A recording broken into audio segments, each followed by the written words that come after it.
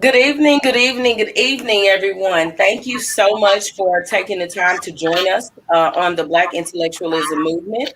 Tonight, I'm very excited to engage in a discussion that I think is very important to the state of Louisiana, in particular, Northeast Louisiana, where I actually reside. We have a very important election coming up for state representative. We have three candidates who are running: Mr. Charles Bradford, Miss Alicia Calvin, and Mr. Adrian Fisher.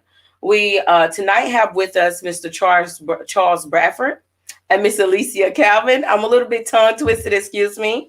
We did extend the invitation to Mr. Adrian Fisher as well. However, he did decline and was not able to participate tonight. So we are going to go ahead and jump right into this conversation so that you all have the chance to get to know some more things about our awesome candidates. I'm sure you've seen them around the community. I'm sure you've heard them talking in some of the great discussions that are going on. And I just wanted to also make sure to engage in a discussion with them as well to help move the mission of Black politicians forward for the benefit of our community. So we are so happy to have both of them here today, and we thank them for dedicating their time to running for this position. Both of them possess a great passion for our community, and it takes a lot of commitment to run a race with the ambition of serving a community. So I'm not going to be the person to do the introductions tonight. I thought I'd do something a little bit different and allow them to introduce themselves. The resumes are so long and well established that I didn't want to be the person to pinpoint what great things we need to know. I wanted to allow them to share with you the great things they want us to know. Each candidate will have 30 seconds for their introduction. Following that, we will begin the questions immediately, where they will have up to a minute and a half each to answer the questions. And we will move forward in the discussion in hopes that we share some great information with you guys. So we are going to first start with Miss Alicia Calvin and allow her to introduce you all to who she is. Well, thank you so much for hosting this forum in order for us to get our platforms out. Again, my name is Alicia Coco McCoy Calvin. I'm number 3 on the ballot. I'm running for state representative in District 16. And over the course of 18 years, I spent that time in public service. That includes government and legislative affairs. I've also served as an educator in the Morehouse area and in the Washita Parish area. And I'm super excited about offering myself up for service so that we can make our community a better community.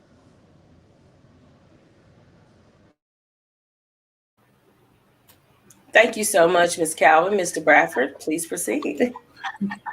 Good evening. Thank you for the invite. My name is Charles Bradford. I'm a local businessman, also a pastor and bishop in the state of Louisiana.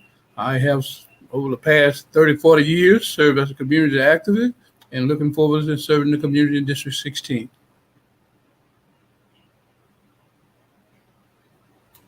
Awesome. And thank you all so much once again for taking time out of your very busy schedules to join us tonight. And I know that you have so many things going on. So carving some of your time out to talk with us is most appreciated. And I hope that our community is able to tune in over the course of the next few days to hear the great things that you guys are doing and the plans that you have for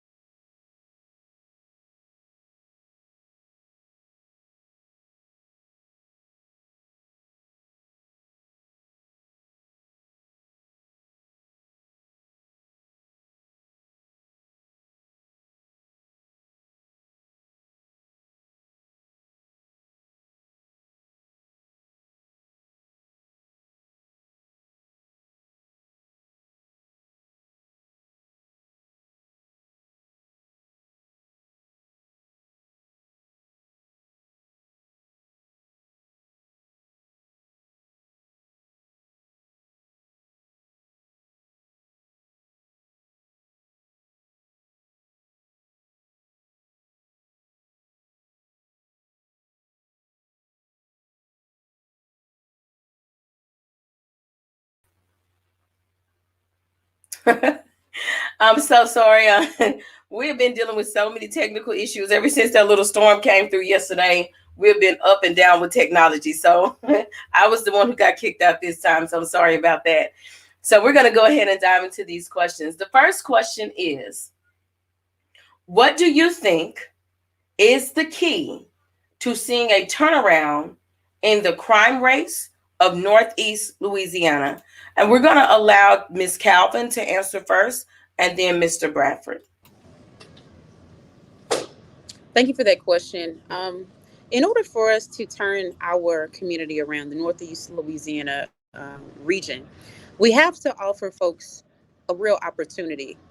And so when I speak of opportunity, I'm speaking of that for small businesses to thrive and also for folks in the community to earn a livable wage. A lot of people just want to go to work and feed their families. And I believe that if we are able to offer a livable wage, that people will be proud to earn that wage and their standard of living will increase. And overall, the standard of living is what makes people choose this area. So I'm certain that if we're able to give people opportunity, that they would love to stay in this region.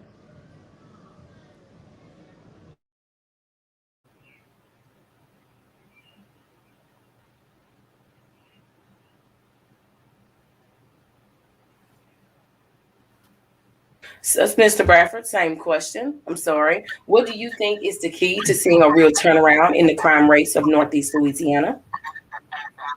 Well, I think the one of the more key issues turning around crime rate in our community is offering better jobs, better paid, qualified jobs, and community reform.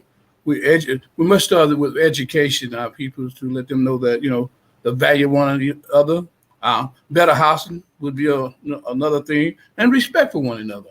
I think that once we can get ourselves in Northeast Louisiana and throughout the state respect for one another and get the proper job and the proper education, I think our crime rate will go down and a better communication among the police as well as the community.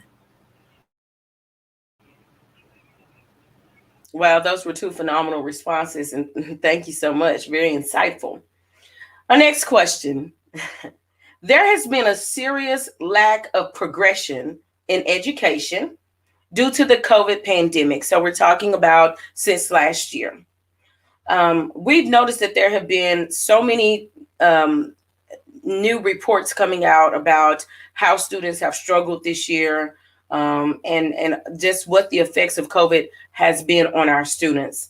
As a state representative, how would you work to help Northeast Louisiana's educational system get back on track? Mr. Bradford, we'll start with you.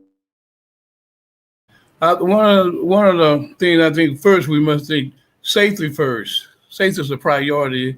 Fighting COVID, we must create better learning environments. Make sure that our education and our students both are following the CDC rules and safety rules. Building better facilities that's for safety and encouraging and supporting one another in what we're going through as a community as well as a nation. I think it would be great once we come to grip and understanding and want to go forward. I think we are better together when we work together. I'm looking forward to this community and all communities throughout this nation, that we learn to respect one another and we're all God children. And I think once we get that stage mind out here, I think we'll do a whole lot better in Louisiana and throughout the nation as well. Great response. Ms. Calvin, same question to you. Considering what we've seen here in Northeast Louisiana with the pandemic, as state representative, what would you do to help turn things around in our education system?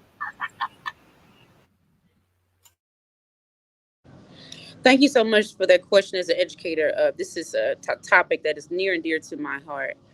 We've seen a lot of students struggle in the last semester, the last year or so. A lot of teachers, a lot of people don't think about the teachers and conditions that they had to adjust to, but a lot of teachers were dealing with a number of issues. If we want to truly improve education in this area, we have to make sure that we are allocating dollars, putting dollars into education. And what that looks like is making sure we have pay equity for teachers, making sure that we get the salary up to the national average, also making sure that the working conditions are conducive to having a good quality classroom. Those are one of the first steps in making sure that we have a quality education. While I was at HV Adams teaching, we actually had to shut down our school. And you can imagine the devastating impacts that had. And they shuffled us over to Morehouse Elementary School. But all the teachers and the students had to, I guess, hold fast and move forward. But we can't have that happening. We cannot have this disruption in the education for our children. Another thing that I've been passionate about, I've been fighting, and we got our teacher pay raise. It was the first teacher pay raise in 10 years. And I hope that we will gradually increase that so that we can meet that national average. But until we take care of the folks that take care of our children, we'll see some of the struggles that we have.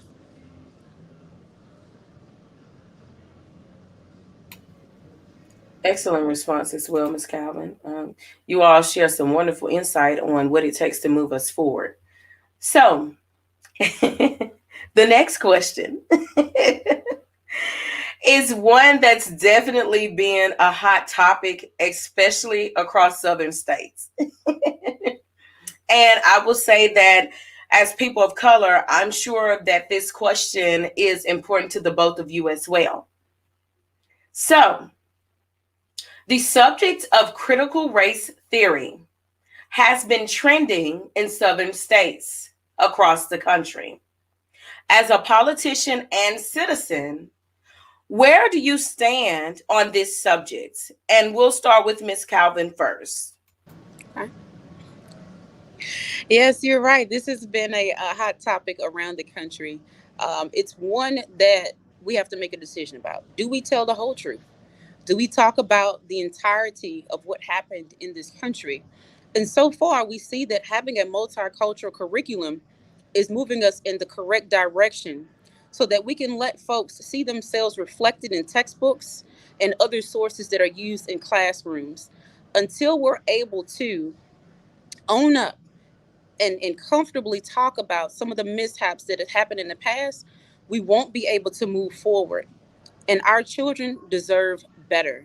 They deserve to hear the whole truth. And so I am definitely a supporter of making sure that our children see themselves reflected in the coursework and that we talk about these laws and policies that have created some of this inequality and some of the institutional racism that actually exists in this country. And we can't act like it doesn't impact our community. Awesome, awesome, phenomenal. Mr. Bradford, same question to you on the subject of critical race theory. As a politician and citizen, where do you stand on this subject? Well, I stand on the issue that all race and nationality should be treated fairly and equal in all aspects of life. In order to move forward, like I say, we could talk about our history, we could talk about things that occurred, but all nationalities should be treated equal. Uh, Fairness. One of the things that's facing us today, and this year is one of the critical times, when we talk about redistricting. Because in order to get fairness and treated right around the nation, we got to be able to make sure they are fair and redistricting. We need African American people of color need someone in Washington understanding their community, what's taking place, and represent them in order to bring, like say, dollars to education, bring back better housing, bring back, a better community respect for one another. I mean, it's very important this year. That's one of the reasons I'm running, because redistricting as a civil right advocate have been fighting for, struggling for equality of life for people of color over my last, like I say, 30, 40 years. I think it's very important that we get fair redistricting. That's where we start. And then we can kind of mold what take place in our community with African Americans and people throughout the nation. It's still, this will be a starting point, but we have so far to go. The struggle can continue.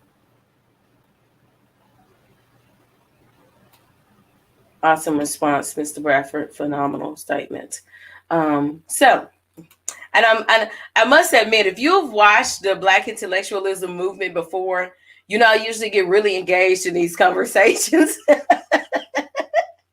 And I'll admit that tonight it's a little bit more challenging not to get really excited and dive into these really meaty answers they're giving us that we need to hear. And all I have to say is, in thinking about the things you're saying, what you're saying is definitely a way to continue to push people into meaningful conversations. So for all of the extra conversational digging I cannot do tonight, I encourage people at home to, number one, share this post. Number two, engage in further discussions in your home about the answers these wonderful people are sharing with us, and think about these responses as you make your choice at the poll. Okay.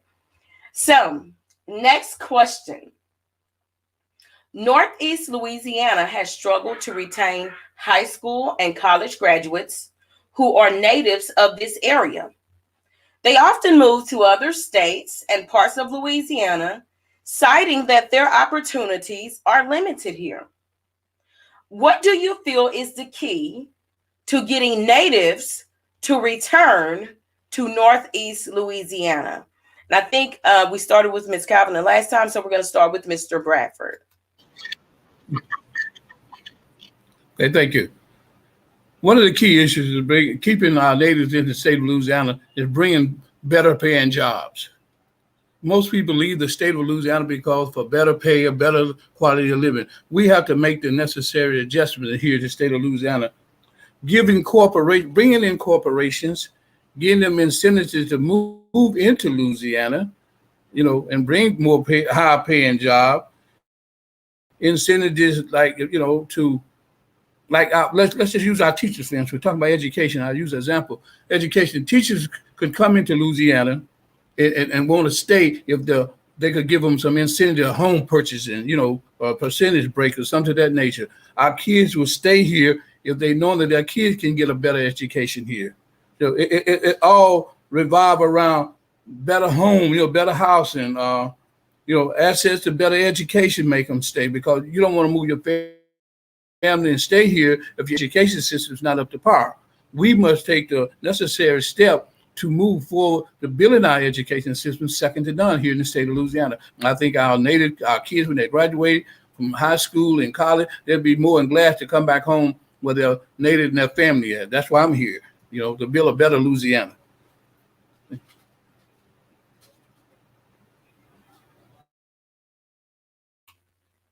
Thank you, Mr. Bradford.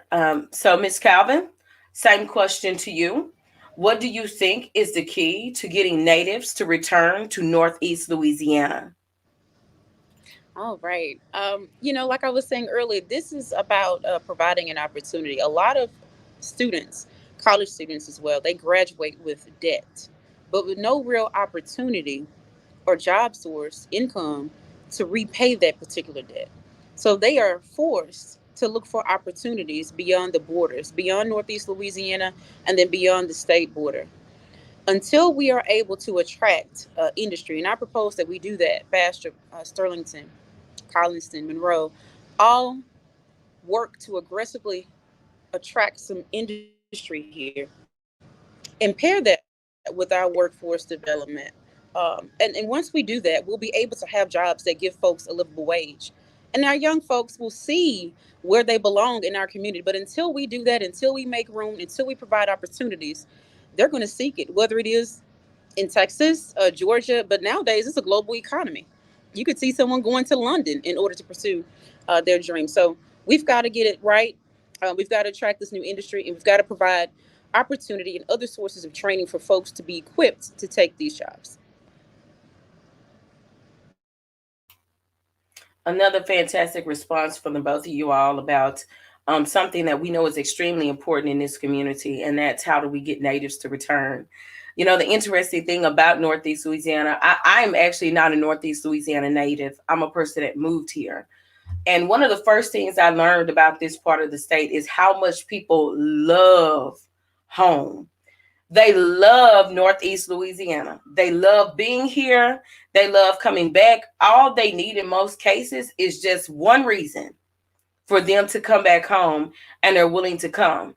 And so when you all talk about what you believe is the key to getting them back here, you have such great visions of what it takes to get those people back who adore this community so much. And when you have people who care about their community, the way that people care about Monroe, Bastrop, Collinston, Sterlington, all of our surrounding areas, they are sure to come back if they are given opportunity. So you guys share some great viewpoints. So the next question, it kind of ties into what we just talked about. One of the most significant issues in Northeast Louisiana is wealth gaps and classism. From a political standpoint, what do you believe must happen economically to have a unified community where classism does not divide us? So it kind of links into what we talked about at first, but it's just a little bit deeper, if you may. And I believe we started with with Mr. Bradford the last time. We're going to start with Miss Calvin. Thank you for that. I think when we reflect on this question, we're talking about how do we effectively eradicate poverty, right? What steps can we take? And so we've broken that down into making sure that we have a skilled workforce. We've broken that down into making sure we have opportunities for people to take. When we start to talk about the classroom, okay, because that's very important. A lot of folks look at our education system before they decide to come here and bring these opportunities. We need to think about strengthening that, but that's going to take more dollars. And how do we get those dollars? We may offer some incentives to companies to come here, and or they may be taxed, and that those dollars can be funneled right back into our community to ensure that we have those educational opportunities for our kids so that they will be prepared to take on the job opportunities that we will have in this area. But when we start to talk about poverty, you're right, the conversation is so much deeper. It's so much deeper. The people of in District 16 are dealing with these real economic issues. And until we find a solid plan, a full vision to attack them, we will be addressing them over and over. That's very true. That's very true. Thank you. Mr. Bradford, same question to you. What do you think is the key to really help us bring an end to issues that are related to classism and gaps in our community? Again, it go back to education once again. I say equal and fairness treatment, opportunity for all races and class of peoples. Uh, let's use Northeast Louisiana District 16. Our strongest point. We got to build on our strongest points in Louisiana. Like, you take our district alone. Okay, we have the Metro Airport here. We need to bring in more commercial flights. That help the economy here. We need to do better with our school, like our education system, our universities. Bring in. I think we just built a medical facility worth $75 million or something more. Continue to promote that at ULM, and like I say, in bringing better businesses, better communication among citizens of all different races, because that's where the gaps. I mean, we got to do better as a race of people. America should be a whole lot further than what we is and what we have been through. This racial thing that we're facing, this divide, this division we have in America that is taking place right now. We got to nip that in the bud, because we don't want to go backwards. We want a prosperous community. We want a nation that strives, and our kids and our best in the quality of living in the United States. Wow, you both give some amazing responses. I'm trying to hold myself back. But you all are sharing some profound answers tonight. And I want to make sure that we get to all of them. So I'm going to go right into the next one. And this question is really about what matters to you. We talk about what matters to our community. And of course, our community is first. But I believe, just like with self-care, you also have to know where you want to continue to work, what gets you motivated, right? What pushes you forward each day to say, I want to work for my community. So my question is, what is your most important political issue and why? And I'm going to start with Mr. Bradford this time. Okay.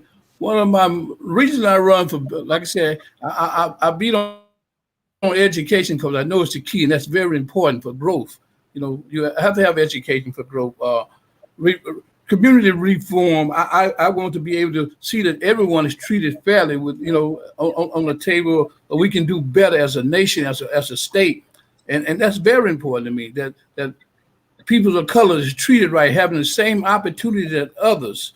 I mean, it's just a quality of life that is important to me. That I'm tired of seeing us being second class citizen, maybe third down to some of the other. Now we must move forward. That's important that our our race, our peoples advance in this society, and our children can live a better in life in the upcoming future. The legacy I would like to leave, that I can say that we stood together in America and we left an opportunity for the future to come. I like That would strive me to run. It's awesome. And it's so interesting to hear the passion in your voices when you get to talk about what means the most to you. So we're gonna throw that same question to Miss Calvin. What is your most important political issue?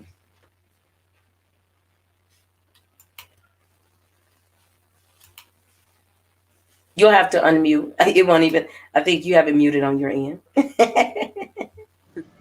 There you go. My general philosophy, though, is making sure that we are honoring the humanity of all folks through policy, through our daily interactions, so forth and so on. But I'll focus at this moment on the economy, making sure that people have jobs, making sure that they are able to feed their families. It's never going to go out of style. People, they want to feel that they have the respect and they have respectable jobs and they want to work. They're not looking for handouts. So we need to make sure we have opportunities for folks to show that. Also for small businesses, they deserve to have a skilled workforce. And so once we do that, I want to see a livable wage in this area, whether it's gradual, whether it's decided by the local or not. And once we're able to do that, the quality of life will enhance.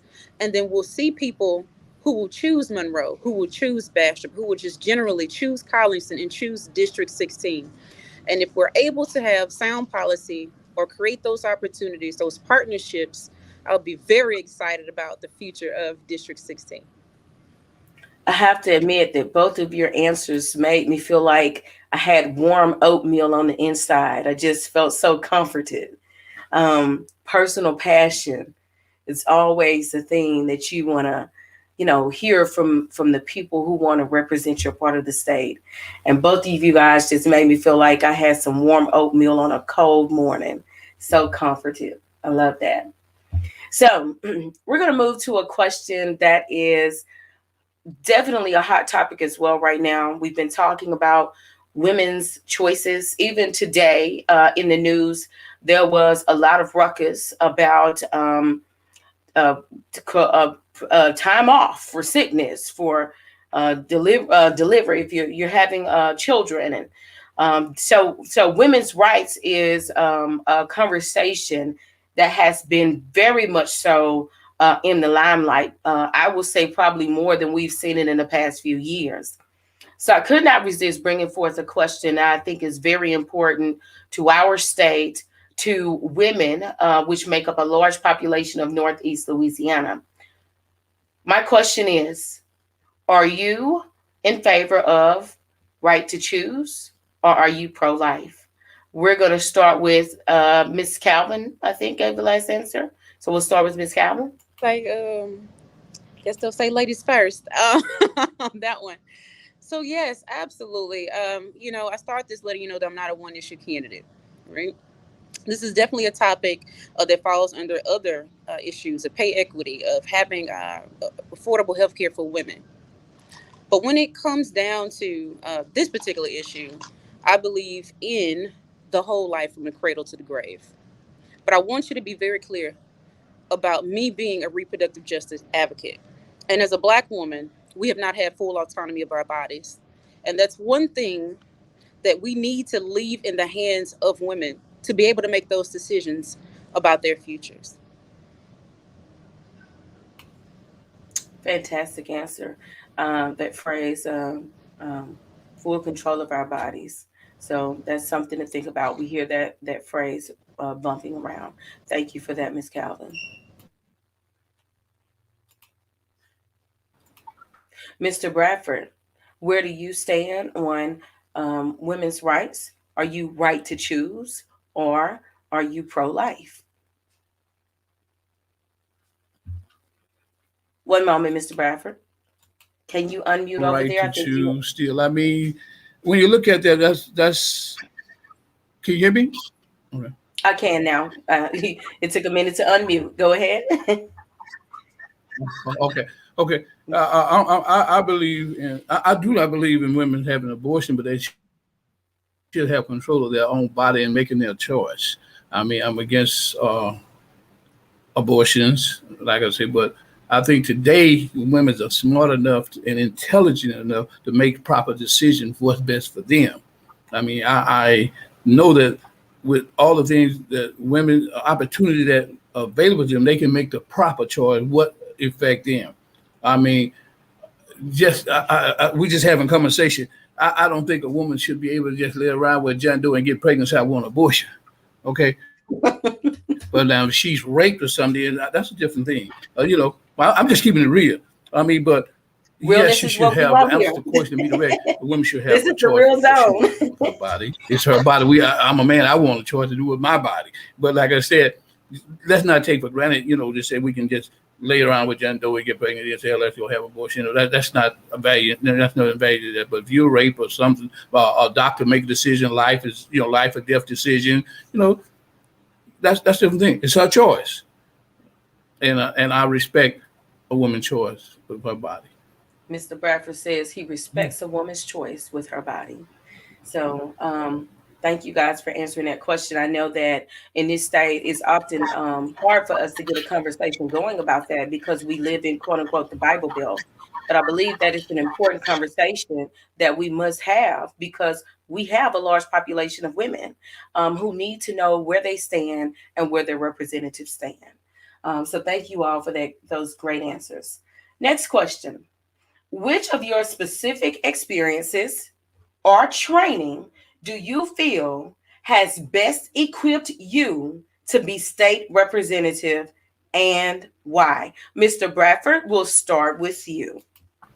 Being a long time community activist, I have always stood for equality of life. Uh, I have served on the NAACP district and local level. I have years of promoting fighting for equality and justice, equal rights, and for a sound society and economic change for people of color, giving better opportunity. That those are the things that my background, my Christian background, also equipped me as. Like I say, I'm a bishop. I sit on the board, a bishop of the Church of God of Pentecostal. I'm on the National Board of Trustee. I said I'm also the benevolent chairman of the National Board of Trustees. I mean, must have the right heart to be put in that position to look out, and I love peoples, and that make me qualified because for the love of peoples, we can do better. I know we will. Phenomenal, phenomenal. Okay, Miss Calvin, same question. What do you feel is the best thing about you that equips you to be our state representative? Oh, thank you so much. I take pride in being the only candidate with 18 years of experience in public service, including government and legislative affairs. And so the work has been done at the state capitol already and also on Capitol Hill. While there, I was able to work on a historic DEI project under Senator Harry Reid at the time. He was a majority leader. And what that did was it allowed the inclusion of persons of color who would otherwise not have that opportunity. Throughout my life and career, I've wanted to break down barriers and build a table for all people to come together. And so, through that work and through my organizing work, being on the ground, listening to people, hearing their concerns, and the ability to pair it with sound policy is what makes me unique in this race. It's not something that I'm talking about, it's not something that I'm guessing about. I've been lobbying, I've been a foot soldier, and I am so excited about the opportunity to go to Baton Rouge and fight for the people of District 16. Excellent. Thank you so much for that. Those sharing such beautiful snapshots of um, the experiences you possess that help us to see, wow, not only do they talk the talk, but these two candidates have walked the walk. So you don't mind if we put a few more miles on your resumes because you are in it for the communities. Thank you so much. So we have just two more questions left. And then we have one from a community member if we have time to get to that one as well. So the next question we have is Louisiana has legalized medicinal cannabis. Dispensaries can sell cannabis based products in the state, which is primarily to help people who have medical issues. That's the whole reason. Northeast Louisiana once had a robust agricultural community. However, they have taken many losses in recent years. We are also having legislation coming about that is going to provide opportunities to have cannabis harvested in our state. So, how do you see the legalization of medicinal cannabis as both helpful and harmful to Northeast Louisiana? And how would you work to help the farming community consider cannabis farming? And then I'm going to ask you a part two to that question. So let's just start with that initially.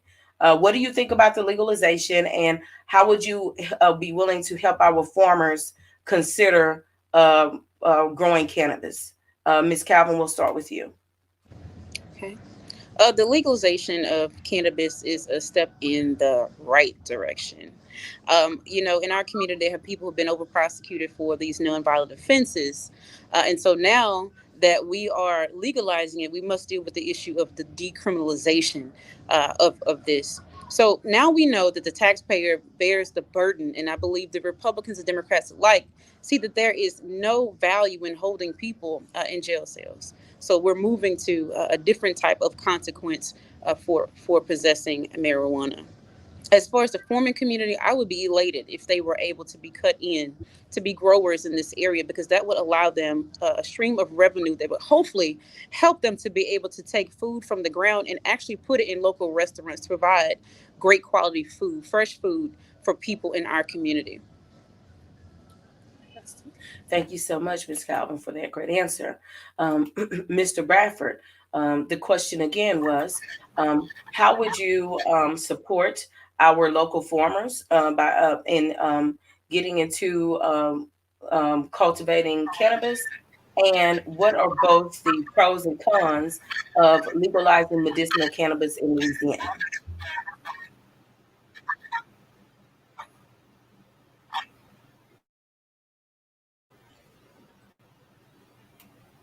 Were you able to hear me, Mr. Bradford? Can you hear me? Yes, sir. Did you hear my question for you?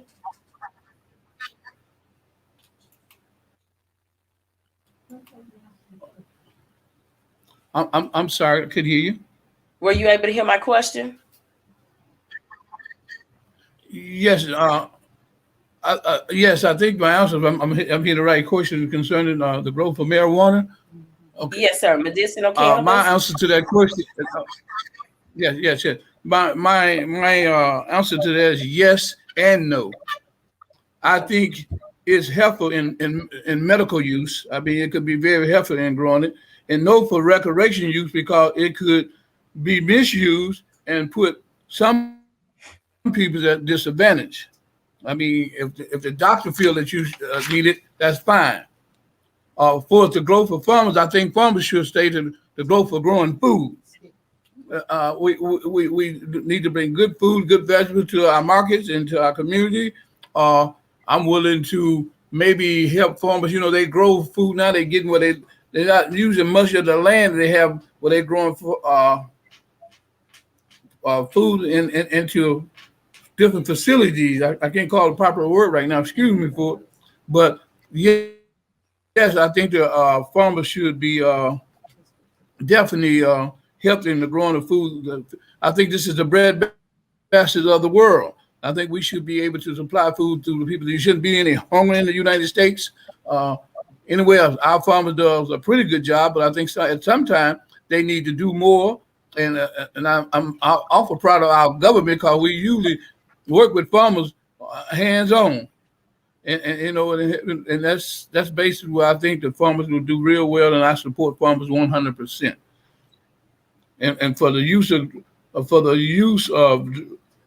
the drug offense convictions, I mean, if a person Well, is caught with give me one moment, Mr. a Bradford. joint or a small ounce of marijuana. Hold on. Give me one Okay. moment, Mr. Bradford.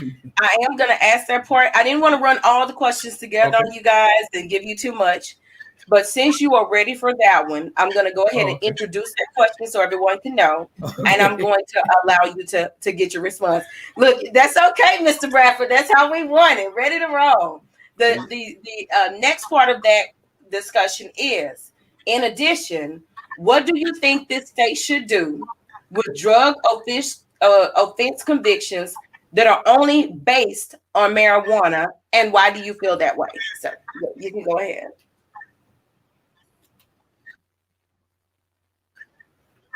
Mr. Bradford, you can go ahead. Okay. Feel that drug offense convictions on small amount of marijuana or joints and stuff, I think we all amount of marijuana due to it's so open and like you say, we are growing it for certain reason.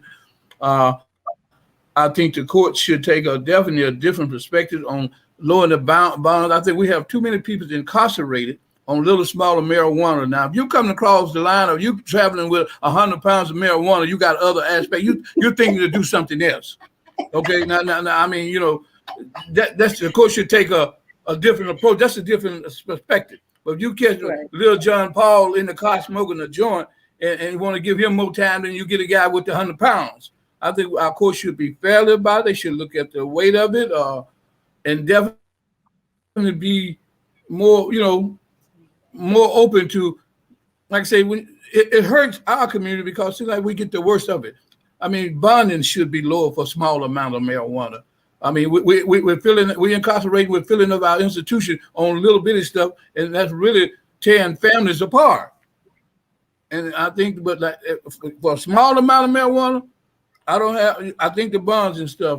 Like I said again, I go back to the use. I think the use should only be if it's provided by a physician if you need it for the help. But you got to be very careful in your recreational use of marijuana. It could be very dangerous and put you to a disadvantage in life. But you know, again, I go back choices we have to make. But again, I really think they need to lower the bonds on small amount of marijuana in the state of Louisiana. Thank you so much for sharing that response with us, Mr. Bradford. And we're going to pass that same question to Ms. Calvin. The second part of the question about medicinal marijuana and legalization in Louisiana. What do you think the state should do with drug offense the convictions that are based on marijuana only, and why do you feel that way?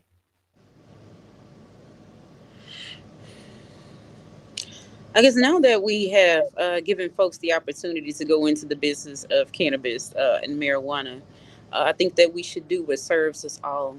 Allow people to be able to move past those prior convictions for nonviolent offenses. So now that we've legalized cannabis, like I've said before, we have to move towards the decriminalization of that. Now we're seeing people who are being offered a citation. No longer are they really being taken in, or we're going in the direction of folks not being taken in, I should say.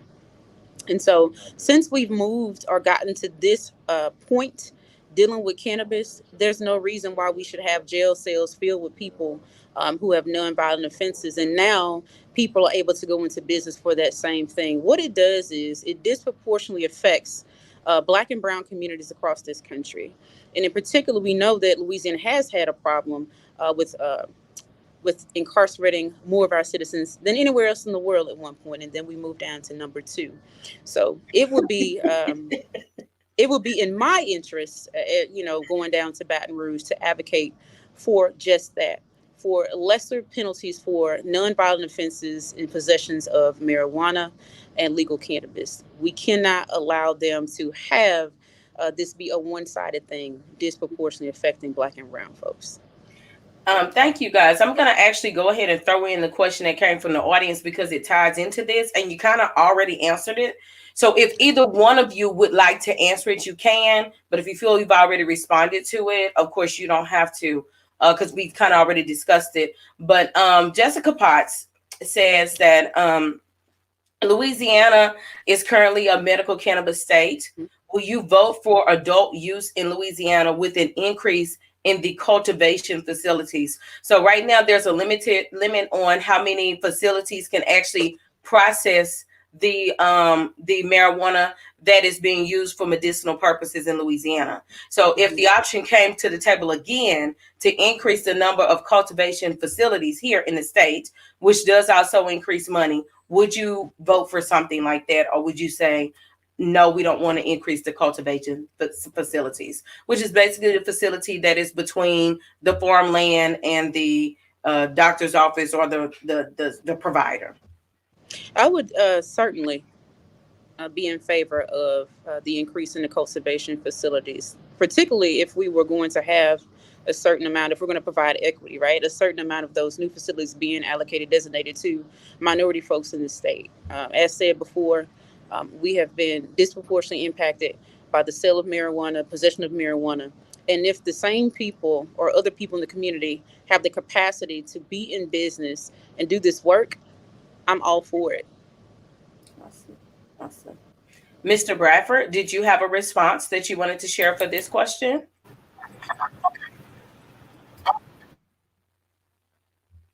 Or did you feel the answer tied I into? think I understand your question. If I'm understanding it clearly, should we vote to? Well, if I understand your question clearly, if I'm understanding it properly, if you're asking that, should we be able to legalize it for adult use, to increase for a cultivation facility?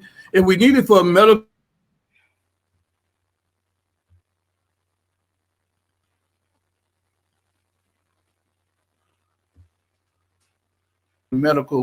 cannabis state, will you vote for adult use in the Louisiana with the increase of cultivation facility? I guess we could, if I wouldn't, I would say no. Well, for right now, if I'm understanding the question, I think only for medical reason. I hope I'm getting you. I hope I'm understanding the question. And I hope I'm answering properly what you're asking. Only for medical reason. If it's only with medicinal. Okay. For medical reason, for adults, that's fine. I mean, but I hope. Can you hear me? Yes, we can. I can't hear you. Oh, okay. I can't hear you. All. I can't hear you all. I mean, you're going in and out. But like I say, I'm not sure exactly what the question is. For medical reason, yes. I think I answered that. Yes, medical reason, yes. Not for recreation, much as it could be good for economics if you're growing for medical reasons, though. I mean, I think if you be able to purchase it, you should have a prescription from your physician. Okay.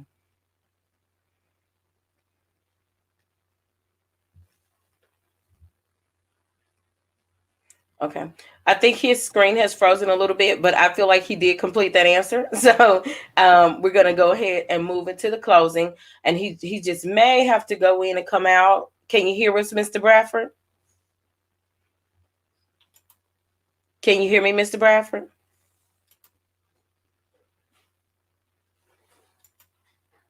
Can you hear me, Mr. Bradford? Looks like he might be having. He came back. Okay, there he is. There he is. Okay, excellent. So excellent. Yes. So we're going to move into the final question of the night. Okay, and we're going to kind of tie that into your final statement as well. I want to first tell you all that I'm wishing you the best in this election. And I think that you will do a fantastic job leading Northeast Louisiana State Representative. I thank you all so much for taking your time tonight to join us for this meaningful conversation and for being so honest and transparent and really digging into questions that speak to the heart of our citizens. And I really thank you guys. When we sent the questions over, there was not any reluctance or anybody who said, hey, I don't know about that question. You all dove right into this discussion, and I want to thank you. So the final question is, and we will start with Mr. Bradford. Okay. Why are you running for state representative? And what would you say in your final statement to the community tonight?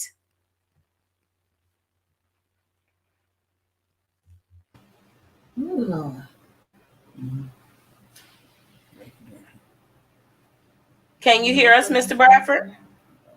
I mean, like, yeah. What is No, that? I mean, but this is Can you the hear thing us? why you're running for a state representative. Yes. Why are you running for state representative? And what would you say in your final message of tonight?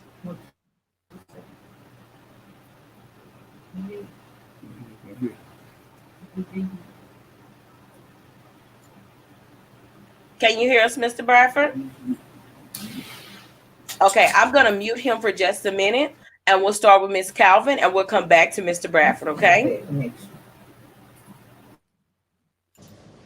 So, Miss Calvin, I'm going to pass that question to you. Why are you running for state representative? And what would be your final message of the night for the community?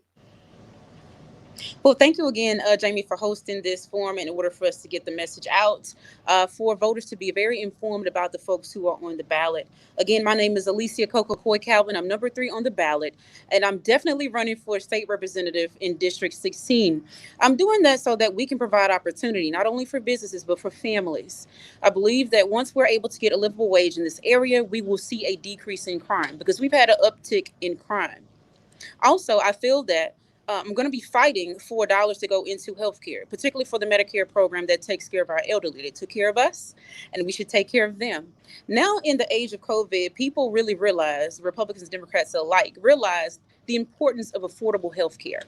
And so that's something that we need, and something I'm definitely going to be fighting for those options to be more than just care. They need to be able to go into the doctor's office and take care of their copay. These are very real issues for Americans around the country, in particular for folks in Louisiana. Now, for the criminal justice reform system, I really believe that we should be not over prosecuting people for nonviolent offenses. A lot of times that ends up with people in jail cells who have not been convicted of crime. And once that happens, the taxpayer gets to build the jails and the profits they prison.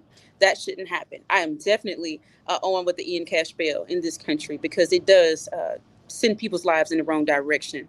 As an educator, I am fully going to be supporting universal pre-K because of the literacy problems that we have in our state. We've got to do better. And in order to do better, we have to do something. And that's with investing dollars to give them the best head start that they can have. Once we see those folks matriculate through our K through 12 system, we have to make sure that they are not graduating with large amounts of debt and then have a low paying job to go to. Once we're able to give this opportunity to folks in District 16, I truly believe this area will be the area where people would like to reside. Now, this is my second time running this race, and I hope that folks in the community see that as a commitment to the community. So again, I'm Alicia Coco McCoy Calvin, and I am in it for change in this community. I'm in it for the average person in our community who has been left out and not heard. So I hope that this Saturday, October 30th, you go vote early. And if you can't go vote early, I hope that you go vote November 13th for Alicia Coco McCoy Calvin, number 3 on the ballot, asking you to send me to Baton Rouge to go fight for you. Thank you so much, Ms. Calvin, for that phenomenal message and for that excellent close. And we want to pass that same question to Mr. Bradford. Why are you running for state representative? And what is the final message you would like to share tonight?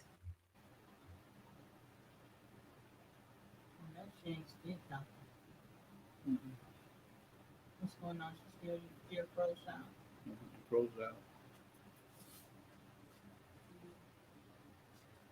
I'm going to repeat that just in case you couldn't hear. I hear a little bit of conversation in the background, but it looks like the camera is frozen, so we can hear him. It is, why are you running for state representative? And what would be your final message of tonight?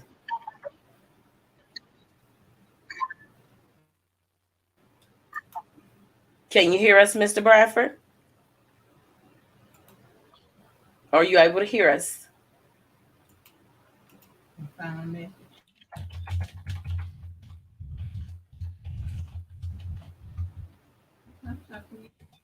Are you able to hear us, Mr. Bradford?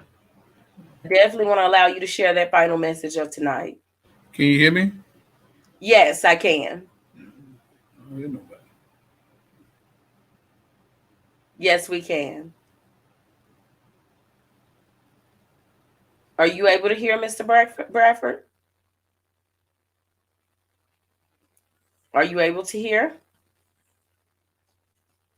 So if we can't get Mr. Bradford back in, what we will do is just allow Mr. Bradford to cultivate an answer for that and share it following the post, so that you can still see his final answer. And then we will have Miss Calvin's as well in a Can you hear clip me? that will be available. Yes, sir. Can you Okay, hear follow me? it up. Can you hear us? Are you able to hear us? So we will get that final question over to Mr. Bradford and allow him to cultivate that answer so that we can share it with you. And we'll also have that final answer for Miss Calvin. We're going to check with him one more time. Mr. Bradford, can you hear us? Can you hear us? I can see him. I can see him moving, but I think maybe he has lost our connection on the other end. Okay. With that being said, we are so, Mr. Bradford, can you hear us? With that being said, we're so thankful for you guys tuning in tonight for this discussion. You will actually see me sharing this discussion on my timeline every other day until the day of the election, for you to check out the candidates who are running. And we hope that this has been informative and enlightening, and that you also have conversations to help you going forward as you seek to grow and become a better citizen as well. Tonight's candidates share some real life discussions with us and some answers that we think are essential to helping Northeast Louisiana and the state of Louisiana moving forward. Please do not forget to vote on election day. Early election days begin. Early voting begins October 30th, and election day is November 13th. We thank you all for tuning in tonight. I'm going to check one more time. Mr. Bradford, can you hear me? Can you hear me, Mr. Bradford? Okay, we will get that response for him and get that to you all. Thank you for tuning in tonight and have a great evening.